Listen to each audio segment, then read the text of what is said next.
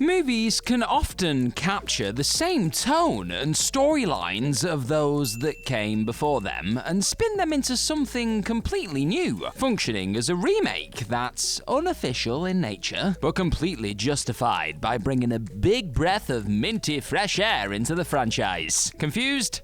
Well, watch this video right here and all will become clear, my friend. Did not even mean for that to rhyme. I'm Gareth, this is What Culture, and here are 8 movies that were better remakes than official remakes. Number 8, Insidious is a better Poltergeist remake than Poltergeist 2015. Poltergeist, the classic horror story dressed up as a family-friendly movie, is a classic of the genre. As such, it's of course been replicated several times in distasteful fashion. Cheaply remade to draw in new watchers in 2015, and falling flat on its face for critics and audiences alike in the process. Much more fitting of the Poltergeist branding instead would be James Wan's Insidious, another dark story that follows a young child trapped in a paranormal dimension. Instead of little Carol Ann communicating through the TV, however, it's Dalton's spirit that roams free whilst his body is stuck in a coma, resulting in his father having to come and rescue him from the further, ramping the tension up impossibly high and taking the family terror to literal new dimensions. Insidious functions perfectly well as a modern-day adaptation of Poltergeist, proving that its sad, official remake completely missed the mark. So just forget about that and watch this instead, okay? And try not to jump out your skin when Darth Maul appears. What other remake do you think completely missed the mark? Well, let me know in those comments right down below. We're gonna talk about it. Let's do this. Number 7, Upgrade is a better Robocop remake than Robocop 2014. Upgrade is absolutely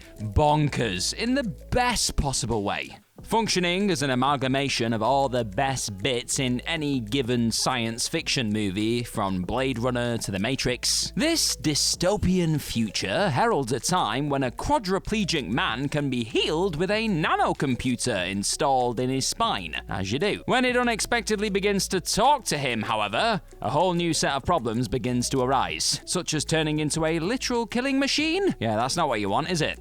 Or maybe you do, I don't know. Controlled by a chip and out for vengeance. Upgrade works as the Robocop remake Jose Padilla wishes he made, combining a human-android hybrid with some seriously eye-watering retribution in the form of unzipping people's faces, stipulated with an underlying detective case that sees human intuition join with sheer robot strength. Logan Marshall Green's Grey is the ultimate justice-delivering peacekeeper in far better fashion than Robocop's uninspired 2014 remake. I bloody love this movie, so if you haven't treated yourself yet, then now is the time, after you've watched the rest of this marvelous video, of course. Moving on, number 6, Blue Jasmine is a better A Streetcar Named Desire remake than A Streetcar Named Desire 1995. Remaking a classic that has made its mark on both theatre and cinema is never a good idea, and remaking one that turns out to be a straight-to-TV flopper is, well, just a bit insulting. Nevertheless, director Glenn Jordan took it upon himself to present us with A Streetcar Named Desire in 1995, after John Erman's attempt in 1984, with neither quite capturing that Marlon Brando magic the 1951 film offered up the first time around. But that was a tough act to follow, right? Turns out though, the key to the perfect Streetcar remake is to not try and make one in such an outright manner.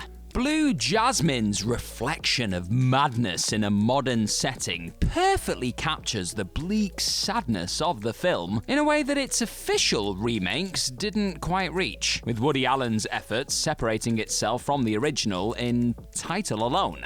It's thoughtful and poignant. The detachment of a woman from a reality that hasn't treated her kindly is effective no matter the decade. Number 5, The Spell is a better Carrie remake than Carrie 2013. Brian De Palma's Carrie actually inspired a slew of copycat horrors in the late 1970s, somewhat inevitably given its success. Usually they'd feature bullies, teenagers with familial tension, and some sort of revenge, generally speaking, but none were quite as overt as The Spell. There's also a very good chance you haven't seen it.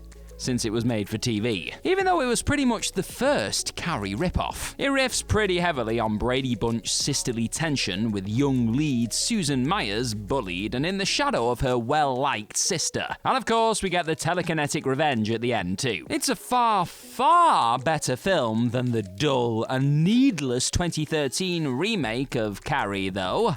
That is for sure. That film tried too little that was new and failed pretty spectacularly to justify its own existence, despite a good cast. If you want a decent Carrie remake, opt for The Spell instead, folks. Number 4, Dressed to Kill is a better Psycho remake than Psycho 1998. The idea of anyone remaking Hitchcock's seminal classic Psycho should have been rejected outright. But Gus Van Sant gave it a go, and the rest is rather tasteless history. It simply didn't need to happen, did it? Let's not even bring up that Vince Vaughn performance again, okay? For his sins, Brian De Palma has always been known as the second Hitchcock, or at least a great pretender, and it's largely thanks to his Vertigo ripoff, Obsession. And his Dressed to Kill, an overt homage to Psycho in the nicest terms, is definitely a conscious remake, but an excellent one at that. The lead actress dies in the first reel, there's deception, lurid thrills, some gender swapping, and of course, the staging is all extremely familiar, and it's all a lot better than Van Sant's actual remake. Number 3, Sleepaway Camp is a better Friday the 13th remake than Friday the 13th, 2009. Friday the 13th, 2009 installment was a remake that spanned from the first movie to the fourth, unnecessarily reimagining Jason's reign of terror on Camp Crystal Lake in a bid that earned the highest grossing entry of the series. Unfortunately, however, it didn't add anything particularly new or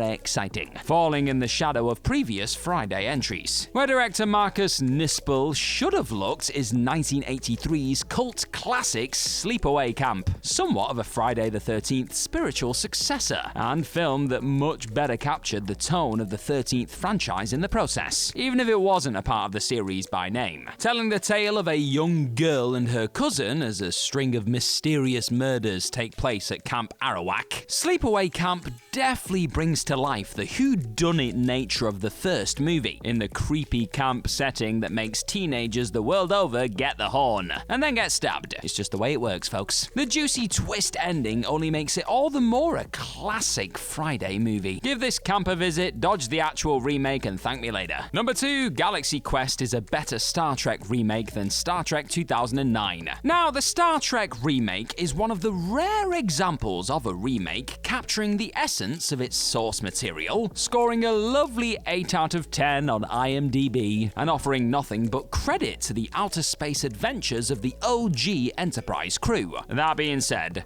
it is undeniable that there's one film already out there that's hit the heady heights of Star Trek and won't be knocked from its ever-present pedestal. That movie is Galaxy Quest. Never give up.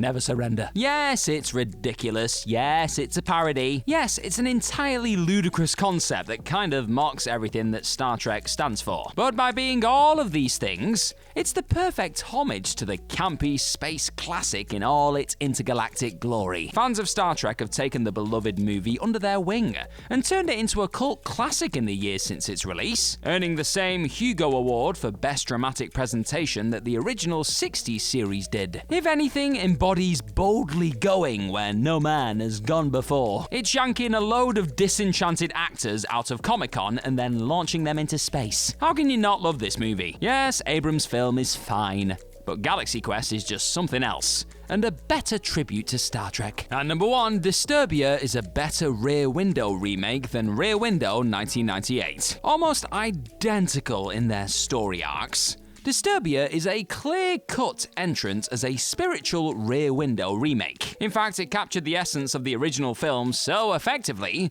it even earned Steven Spielberg a lawsuit. The case filed against him for the movie bearing too many similarities to Rear Window's source material, it had to be murder, a 1942 novella. Unfortunately, instead of getting this lovely exercise in cinematic tension as an inspired Hitchcock remake, we got the dud that was Jeff Bleckner's 1998 TV movie. Whilst it tried to update the story somewhat with a high-tech apartment, Disturbia's modern-day premise completely trumps it, utilizing a young man on house arrest as he scopes out a neighbor he suspects of being a serial killer. Right, now step away from that rear window and let me tell you what you should do next. Continue your YouTube journey by tapping on another What Culture video right here. And once you're done there, go and check out the rest of our wonderful channels. Fly around the galaxy over at What Culture Star Wars or Trek Culture. Scare yourself silly at What Culture Horror. Enter the gaming world over at What Culture Gaming. And body slam yourself to pieces with What Culture Wrestling. We've got something for everyone, folks. And your next compelling watch is just waiting to be clicked on.